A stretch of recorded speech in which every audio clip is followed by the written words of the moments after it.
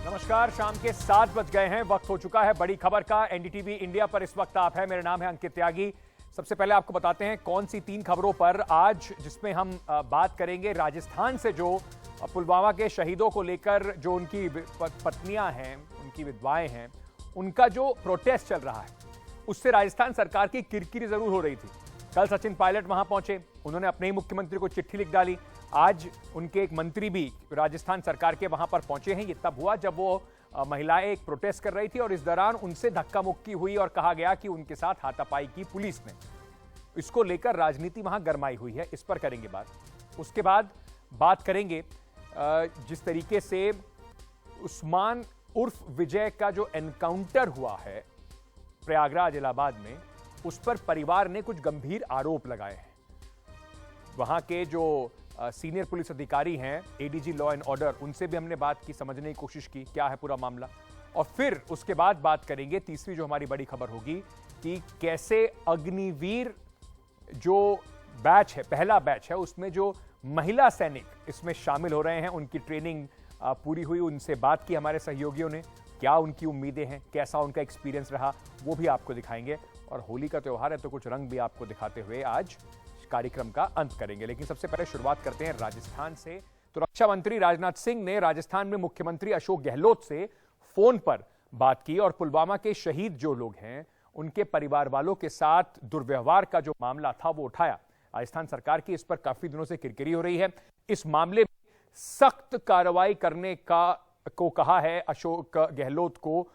जो रक्षा मंत्री हैं, उन्होंने कहा कि शहीदों की पत्नियों का इस तरीके से अपमान नहीं किया जा सकता और साथ ही साथ पत्नियों ने सरकार के खिलाफ प्रदर्शन जो है वो खुला हुआ है, क्योंकि वो कह रहे हैं कि उनसे जो वादे किए गए थे, ये सीआरपीएफ के जो जवान थे, 40 जवान जो मारे गए थे, उनमें से वो जवान जब मारे गए थे उसमें से 3 राजस्थान थे, उनकी पत्नियों से जो वादे किए गए थे वो वादे पूरे नहीं हुए हैं। इनका आरोप कि प्रदर्शन के दौरान पुलिस वालों ने इनके साथ मारपीट की। अब कल पहुंचे थे सचिन पायलट, जिन्होंने अपनी सरकार को ही एक चिट्ठी लिख डाली। आज वहां पर एक दूसरे मंत्री पहुंचे हैं पूरे मामले की सुध लेने के लिए। क्या बातचीत हुई उनकी, क्या उन्होंने कहा, यह भी आपको सुनवाते हैं।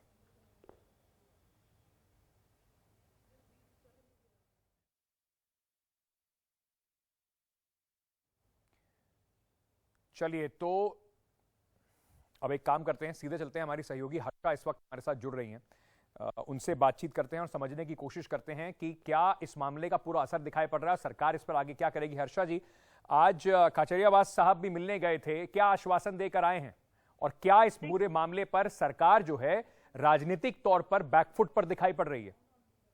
देखिए, ये जो पूरा मसला है, आपको थोड़ा सा पहले इसका बैकग्राउंड बता दें। इसमें 3 जो वीरांगनाएं हैं वो वहां पर बैठी हैं 8 दिन से है, और उनकी जो मांगे हैं वो बहुत बड़ी मांगे नहीं है। एक जो मांग है वो ये है कि जहां पर प्रतिमा लगी है, जहां एक शहीद की प्रतिमा लगी है, वहां पर वहां से रास्ता आना, रोड बननी चाहिए और उसके चारों तरफ दीवारी बननी चाहिए। दूसरी मांग है कि घर के सामने एक सड़क बननी चाहिए और एक की मांग है कि उसके देवर को नौकरी मिलनी चाहिए। तो ये सब जो मांगे हैं उसको लेकर अलग अलग मंत्री आए हैं, उनसे मिल चुके हैं। राजेंद्र गुडा मिले हैं, कल सचिन पायलट ने चिट्ठी लिखी है और अब ये सचिन पायलट के घर के बाहर इस चीज को लेके बैठे हैं कि वो गांधी परिवार को मिलना चाहते हैं। अब इसमें ये हुआ है कि वो उठने को, इस बात जब तक सहमति इसलिए नहीं बन पा रही क्योंकि वो कह रहे हैं उनको लिखित आश्वासन नहीं मिल रहा है। तो आज जब राजनाथ सिंह से इनकी बात हुई है, किरोड़ी लाल मीणा की राजनाथ सिंह से I beg your pardon Ashok Gehlot की बात हुई है, तब उन्होंने शकुंतला रावत और प्रताप सिंह खाचरियावास को भेजा है। प्रताप सिंह खाचरियावास ने साफ कह दिया कि बदसलूकी करने का तो सवाल ही नहीं है, अगर किसी ने बदसलूकी की है तो उस पर कार्रवाई होगी। बदसलूकी इन द सेंस धक्का मुक्की हुई है, वीरांगनाओं के साथ धक्का मुक्की, छीना झपटी इस तरह से हुई है। वो जबरन कहीं घुसना चाह रही थी, उनको सॉर्ट ऑफ घसीटा गया है। तो इट वाज उस तरह से protest of politics of protest जो होता है उसमें ये हुआ है, तो उनमें जरूर कार्रवाई होगी। दूसरी, जहां तक ये जो बात है वो मुख्यमंत्री का पास लेके गए हैं और जो लिखित आश्वासन वो चाह रही है और गांधी परिवार से भी मिलना चाह रही है, इस सब पर अभी उनका विचार हो रहा है। लेकिन जो मांगे हैं, जो मूल मांगे हैं, देवर को नौकरी और जो शहीद की प्रतिमा लगी है उसके चारों तरफ दीवार और रास्ता और एक के घर के सामने से सड़क, उसमें राजस्थान सरकार ने कहा है कि कोई प्रॉब्लम नहीं है, ये हो जाएगा। मैं थोड़ा सा राजनीति पर इस पर अगर बात करें, क्योंकि आप जो रक्षा मंत्री हैं राजनाथ सिंह, वो खुद इस पूरे मामले में अब कूद गए हैं। उन्होंने जिस तरीके से फोन किया, चुनावी इस साल में चुनाव होने वाले हैं साल के अंत में, तो आपको लगता है बीजेपी को ये बैठे बैठाए मुद्दा मिल गया है सरकार के खिलाफ? किस बीजेपी ने जो ये मुद्दा उठाया है उसमें इसमें बीजेपी के भी अगर आप देखेंगे तो अंदरूनी जो इनके जो दरारें हैं वो भी देखने को मिल रही हैं। पहली बात है, डॉक्टर किरोड़ी लाल मीणा ये मुद्दा उठाते हैं और उनको लेके बैठते हैं। खुद ही जब विधानसभा सेशन में है, खुद जो बीजेपी के जो एमएलएज हैं वो ही वहां नहीं जाते हैं, फिर धीरे धीरे एक एक करके वो वहां पर जाने लगते हैं। तो इसका मतलब है कि डॉक्टर किरोड़ी लाल भी अपना एक राजनीतिक वजूद बनाने की कोशिश में है। और अगर आप एक्चुअली मूल जो इश्यूज हैं उनको देखेंगे तो इश्यूज अपने आप में बड़े नहीं हैं। अगर एक सड़क बनानी है या एक चार दीवारी बनानी है या एक देवर को नौकरी देनी है तो वो अपने आप में इशू नहीं है। लेकिन जो इसका पॉलिटिसाइजेशन हो रहा है, साफ है राजनीतिक मंच तैयार हो रहा है राजस्थान में, और इसको गहलोत सरकार को कैसे बैकफुट पे लाए इसकी तैयारी है। गहलोत सरकार बैकफुट पे आ गई है, उनको पहले ही इस पर रिएक्ट करके और मामले को बहुत जल्दी निपटाना चाहिए था। तो कहीं ना कहीं अशोक गहलोत की जो पॉलिटिक्स ऑफ मैनेजमेंट है, जिसके वो बताते हैं कि उनमें महारत है उनको, वो कहीं ना कहीं इसमें चूक गए हैं, चूक दिखाई पड़ रही है। और क्योंकि राजनीतिक तौर पर राजस्थान इस वक्त चुनावी साल है, उसके लिए तो हर मुद्दा जो है सरकार के खिलाफ इस्तेमाल करने की कोशिश जरूर की जाएगी। बहरहाल बात सबसे जरूरी यही है कि जो शहीद हैं उनके परिवार वालों को जितना समर्थन, जो भी समर्थन की आवश्यकता है वो जरूर मिलना चाहिए। हर्षा जी, बहुत बहुत शुक्रिया हमारे साथ जुड़ने के लिए। अब आपको सीधे लिए चलते हैं राजस्थान से इलाहाबाद, उत्तर प्रदेश, प्रयागराज जिसका नाम अब हो गया है, वहां पर उस्मान और उर्फ विजय के एनकाउंटर पर सवाल उठ रहे हैं। विजय उर्फ उस्मान के परिवार का कहना है कि उसकी कोई गलती नहीं थी, उसके बावजूद उसको मार दिया गया। परिवार का आरोप है कि वो बेकसूर था, पुलिस उसको अपने साथ उठाकर ले गई थी। परिवार यह भी कह रहा है कि वो हिंदू है, उसको मुसलमान बना दिया गया। इस मामले पर उत्तर प्रदेश के एडीजी कानून व्यवस्था प्रशांत कुमार ने कहा कि मुठभेड़ में मारे गए उस्मान की पहचान में कोई शक नहीं है। तो सबसे पहले परिवार का आरोप भी आपको सुनवाते हैं और फिर उत्तर प्रदेश पुलिस की सफाई भी।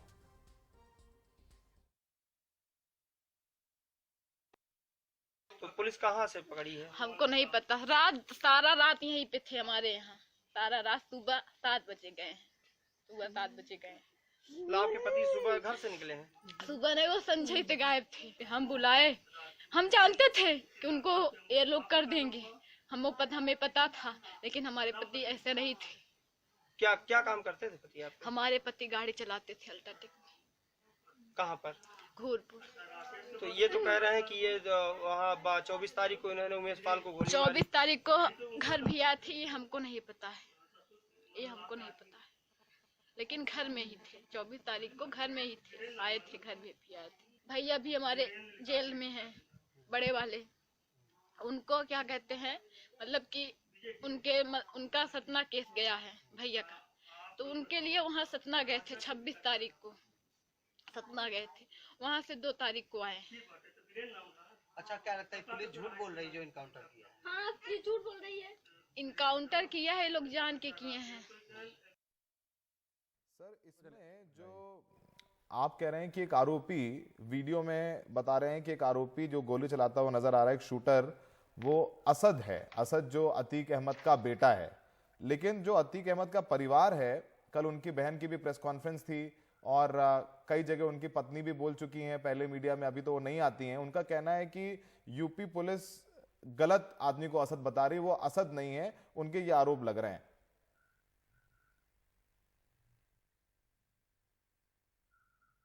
नहीं, यूपी पुलिस उसमें कुछ नहीं कह रही है। जो मृतक के घर वाले हैं उन्होंने इनको नामजद किया है। अच्छा। और इस चीजों को पूरे दुनिया ने देखा है कि कौन कौन थे। कल तो यह भी बात हो रही थी कि उस्मान था ही नहीं, देखो उस्मान को गोली चलाते हुए और उसके हाथ में एक बम का पैकेट था, इसको सारी दुनिया ने देखा है। उस्मान की तो पत्नी का भी सर कल ये तो वीडियो वो बयान आया है, वो कह रही है कि उस्मान तो मेरे पास था, वो उसे यूपी पुलिस लेके चली गई, उसका नाम विजय कुमार चौधरी है, उसके नाम में उस्मान और विजय कुमार चौधरी के नाम में भी कुछ कंफ्यूजन हो रहा है। उसकी पत्नी कह रही है वो तो हमारे साथ था, उसको पुलिस 7 तारीख को ले गई और बोली कि छोड़ देंगे पूछताछ करके, फिर उसका एनकाउंटर कर दिया। तो एनकाउंटर पे भी सवाल उठ रहे हैं।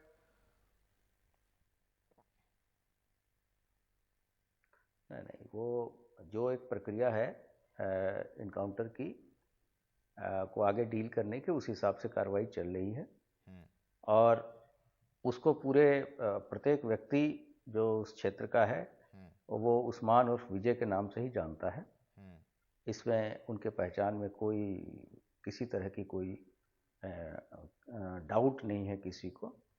और जहाँ तक अन्य लोगों की बात है वो गहराई से विवेचना करके एविडेंसेस कलेक्ट करके ही आगे की कार्रवाई की जाएगी। और समय समय पे जो जैसे कोर्ट इत्यादि हैं हम अपने केस डायरीज संबंधित कोर्ट को भी पेश करेंगे। तो ये पूरा उस्मान उर्फ विजय के नाम से जो पूरा कंफ्यूजन था उस पर बात कर रही थी उत्तर प्रदेश पुलिस, अपनी बात रख रही थी। अब बाकी तो न्यायालय में तय होना है कि एनकाउंटर ठीक था या फर्जी। लेकिन आगे बढ़ते हैं और बात करते हैं अग्निवीरों की। जी हाँ, महिला अग्निवीर जो है उनका जो बैच है उसकी ट्रेनिंग अगर मैं कहूँ तो ट्रेनिंग जो है बेंगलुरु में चल रही है। उनसे हमारे सहयोगी ने बात करी। छोटा सा एक ब्रेक लेके आपको बताएंगे कि कैसे ये जो पहला बैच है महिला अग्निवीरों का जो तैयार हो रहे हैं उनका पूरा एक्सपीरियंस क्या रहा। छोटा सा ब्रेक लेना, वापस आ रहे हैं।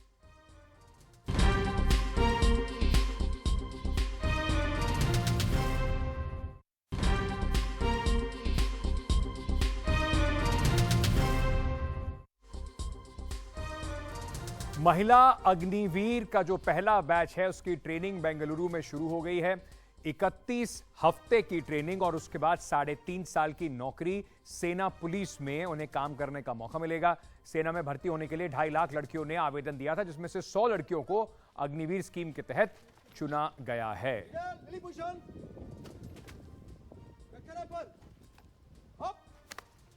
महिला अग्निवीरों का पहला बैच, 100 रिक्रूट हैं। उनमें से कुछ यहाँ पे हैं, कुछ को अलग अलग जगहों पे ट्रेनिंग दी जा रही है।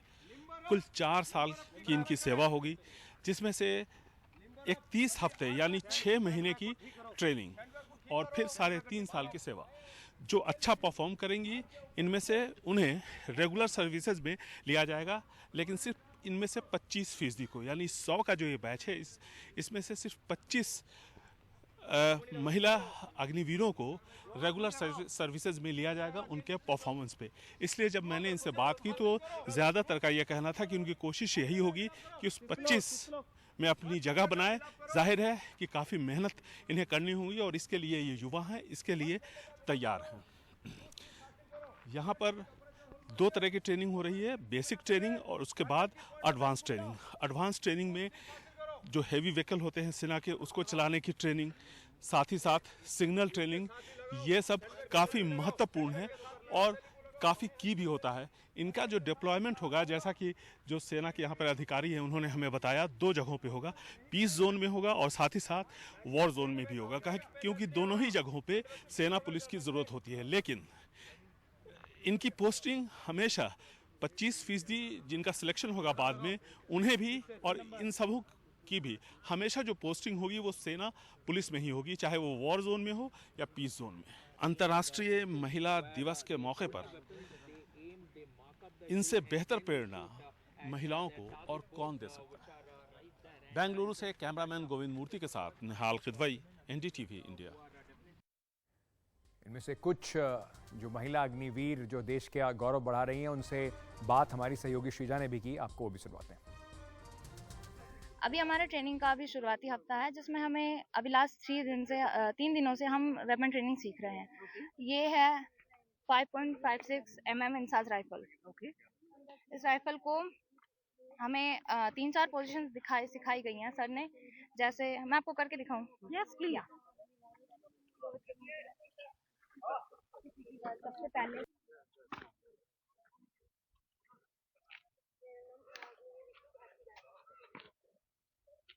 इसमें आपको नी बैंड करके पोजीशन लेना होती है।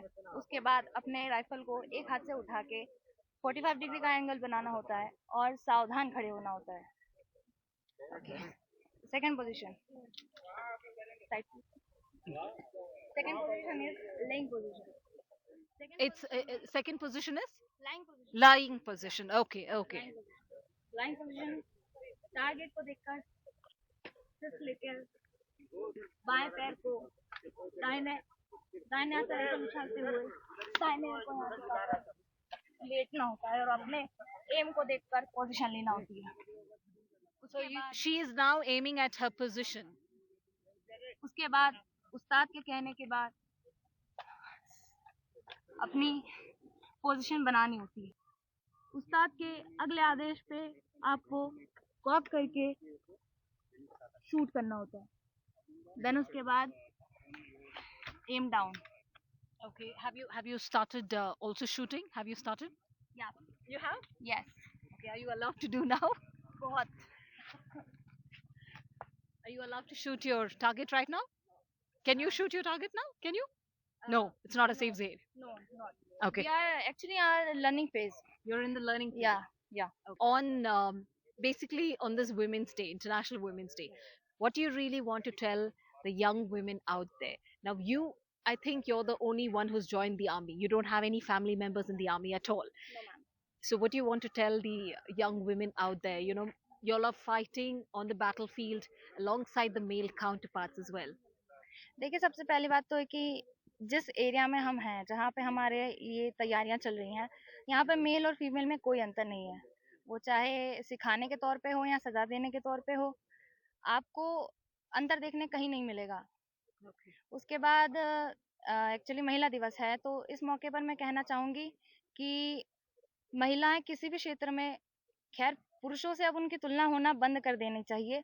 वो किसी भी फील्ड में किसी से कम नहीं है। मैं पुरुषों की बात नहीं कर रही हूँ, वो किसी से कम नहीं है।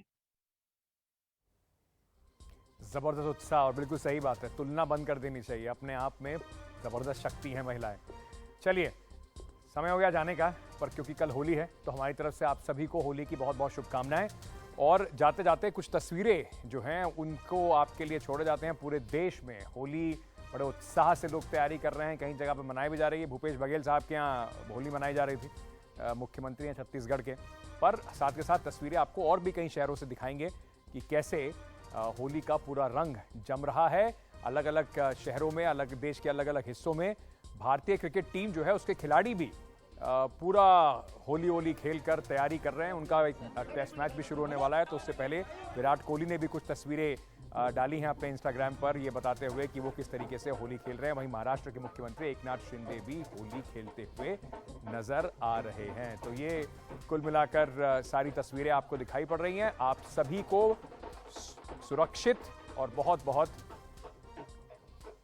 शुभकामनाएं होली की हमारी पूरी टीम की तरफ से। बने रहिए एनडीटीवी के साथ। खबरों का सिलसिला जारी है, आज के लिए इतना ही।